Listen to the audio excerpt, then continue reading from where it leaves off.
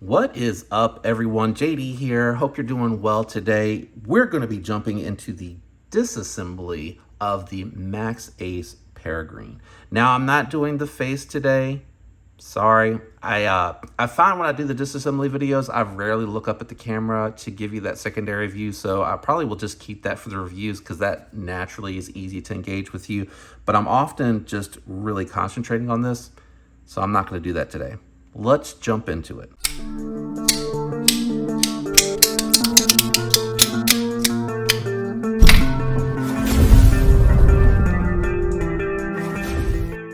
All right, I am hoping that if I remove these two screws, that this scale will separate and that this internal screw here is just on the inside in between the backspacer and the scale. If so, this is going to be a very easy, straightforward disassembly. If not, we are going to have to probably at least loosen up the scale to get to it. So let's find out together. T8 hardware, WeHotBits, linked down below. This is the Combat Beads tool. No, this is the Griffin tool by Combat Beads. On Combat Beads? I don't know. Anyway, the drivers are linked down below for your pleasure as well. The tooling on here as well, you got like a medium depth. It is a Chicago screw. I can feel the other side spinning with the screw here. Yeah, Chicago screw. So the housing is coming through all the way, as you can see there. So we'll find out here in a second. Let's go ahead. I'm going to try to block this in. I apologize if the angle gets bad at any point. I still need to be able to do this without scratching the knife. I have tightened this down pretty well to get rid of the lock rock. I will definitely be using thread locker to reinstall this because I'd like to have a little bit of movement on the inside for the phosphor bronze washers so that, and I'm looking at the screen, man, I probably could have done this, but anyway, so that way I can have the action balanced with the amount of play. So let's see if this is going to come apart. It does. Hallelujah. It's on the inside. Fantastic. I did want to check to see, this is really lightweight. Yep, titanium. Awesome. So there's your phosphor bronze washers. It's a little dirty. I'm glad we're doing this. It's a little caked on. We are going to have to remove this pivot because this pivot bolt. It is sort of, wait, hold on.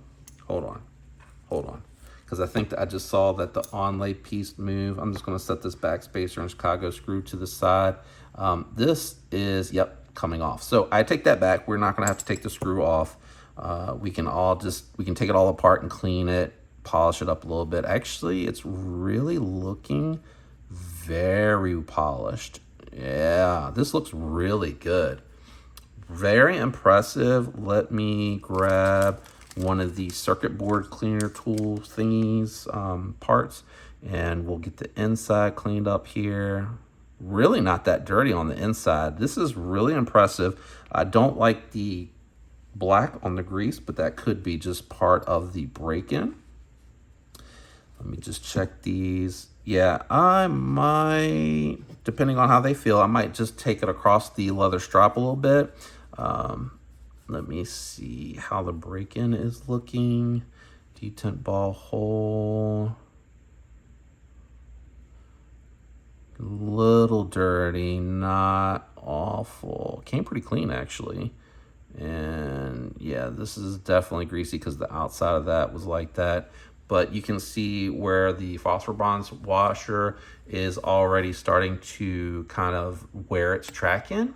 And what'll happen is over time, as that polishes up more and more, as you get the knife more broken in, it's going to become smoother and smoother on the close. So this has been pleasantly surprising, pleasantly surprising with how smooth everything is.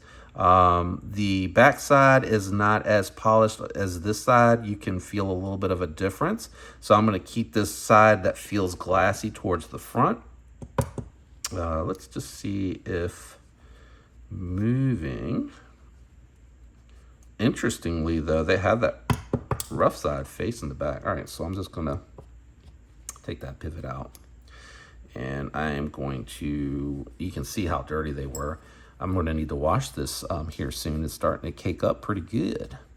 Pretty good, pretty good. It looks like it might be reinforced. I'm not 100% sure if that's just where, nope, it's just where the washer's kind of riding against the titanium a little bit. It's not awful, it's just got a little mark starting to go. I'm going to clean off the lock bar, clean off the other scale. I mentioned this in the review. So you can see here, they kind of overlap in the natural position. This is, you can see that it doesn't have any type of gap at all. So what I'm going to do is I'm just gonna work it up until I see a slight gap. And I think that'll give me enough tension. We're almost there. I don't know if I'm going any higher than that. I only wanted a little bit. And yeah, I think that's all I'm gonna do. I'm not gonna do too much because I don't want it to be awful, and it is a small detent ball, so I don't know how much extra strength I can get out of it. But now that everything is clean, what we'll do is we are going to lube the pivot, and then we're gonna lube the, I don't know that it's a washer, but I'm gonna call it the barrel. We are on the wrong side. We're going to reinstall here, and it really isn't going to matter because there's no markings.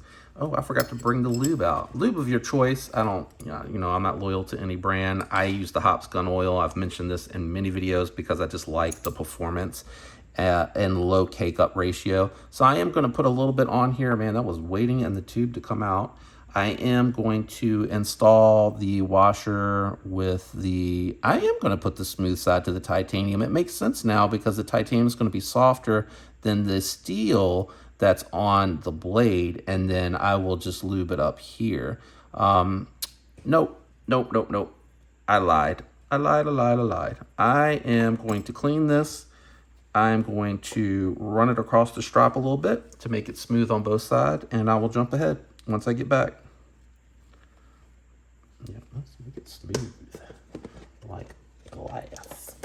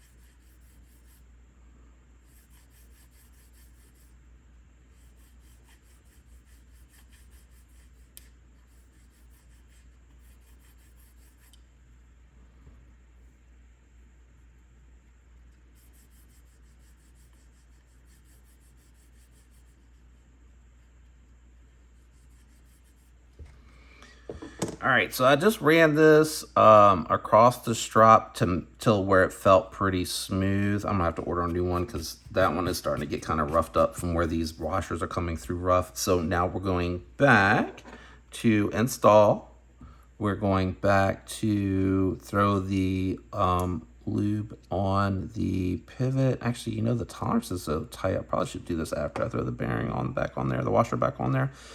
They had the smoother of the two sides faced down, which makes sense because the harder steel on the side that wasn't as smooth before kind of makes sense. We're going to see what the action is going to be like here in just a minute. Now that we have that installed, the bearing, the barrel that goes in here, kind of Sabenza-esque. We're going to have lube in between just in case, you know, the tolerances might be tight enough to where it may catch a little bit at some point in time, depending on how you're deploying the knife. So it kind of does make sense that, you know, they have it the way that they've built it with the washers. I think that really improves the action. Everything underneath is lubed, so we don't need anything else. We can go ahead and reinstall the back spacer. Oops, just totally missed the hole. There we go.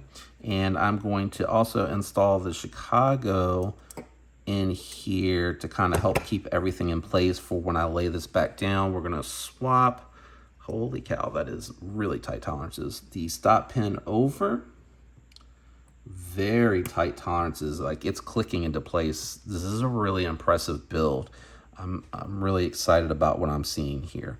I'm gonna make sure that I've cleaned all the grit off of these. I think I forgot to mention that I did that with the first one, just to make sure from where I took it across the strap that there's no chemical on here that's gonna cause it to prematurely wear out.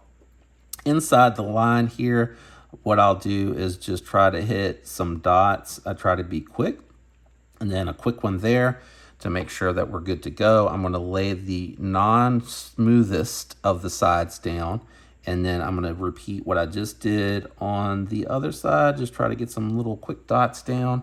Not too much lube. It really doesn't need it. I have lube on that detent ball whole track, and that is your complete reassembly of the ZDP, the Maxace Peregrine. Where are my, let's see here. Well, now, okay. So I don't know if I mentioned the hardware, but the hardware is steel, which is okay. You know, with what you're getting here, I'm okay with that. We are going to tighten it down. Let's just see what happens. I was going to put thread locker on there. Let's just see how it plays out. I'll monitor it. If it becomes an issue down the road and it's backing out on me, pretty consistent, we'll put the thread locker in there. So I'm trying to go as far, okay, so I'm able to tighten that down, no issues. A little bit of side to side. Came back perfectly centered, nice. Love to see it. I am using the Ultim here as opposed to the micarta, but I think the micarta probably could handle tightening it down to the point where I have very, okay, so, all right, it's a little click. Oh, shit.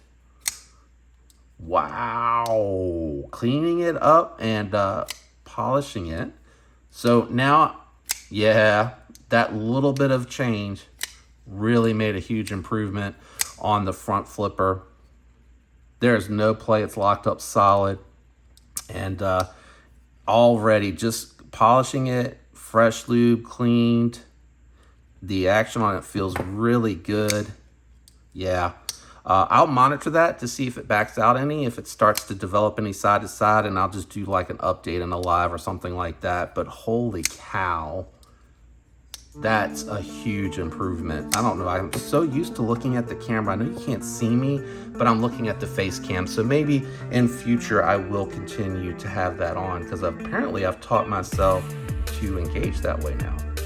Let me know, what do you think about that? Super easy maintenance, really good build quality. I like the tolerances are tight on this. This is really well done. Maxace did a great job. I'm even more excited about this knife. Let me know your thoughts down in the comment below. Shout out to everyone out there that leaves the likes, the comments, that is subscribed. I love you guys, and I hope you have a fantastic week. Until next time, peace.